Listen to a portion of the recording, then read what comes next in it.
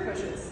One that comes from the idea of being like as relaxed with our upper body as possible and really focusing on some of the gentle stretch that we already get from our rock step. So first of all, we went over like making sure that when we're in just our open position in 6 count, we're keeping our arms really relaxed. If you're holding it here, you already have created a barrier that you can't move much closer than this to your partner without having to have a lot of compression that goes through your arm that way.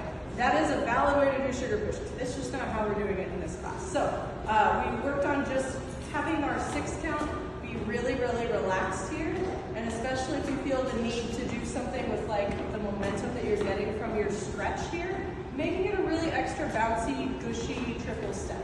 Try not to make it travel a lot laterally, just think like into the floor. And then when I want to do my my sugar push, I think about coming in towards my partner and having my arms spread out and down. Sugar, 1, 2, 3, 4, redirect. 1, 2, 3, 4, redirect. And then we practice like making sure that we can transition smoothly between those without either of us having our arms then go back into blocking one another from that.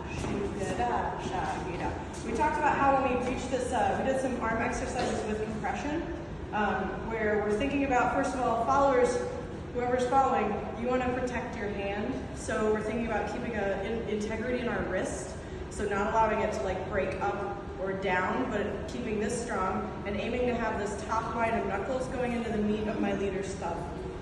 So think about doing like a push-up or something where you're on your fists. That's the shape I want. That will make sure that I can dance for a really long time. And then leaders, I want to make sure that I'm not crunching my followers' fingers here. So I'm keeping like a pretty soft hand when we come together into compression. And I'm really like, I could just let go and be here, but it's much easier if I just keep my hands soft and to the side. We talked about making sure that this stretch and compression, ideally, is a relatively loose bicep, and instead engaging through the lat muscles of our back. And so that's where that out and down comes in. That allows us to engage our back muscles and make those a lot stronger, and it gives us a little more nuance of where we can go as well. And it makes it very clear that like this is a sugar push versus this is just like we're neutrally dancing.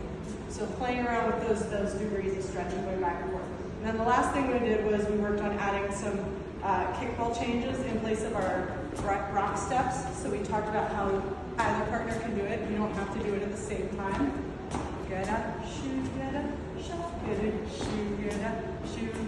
And if people are feeling really comfortable with it, we could use it as we go into our sugar pushes.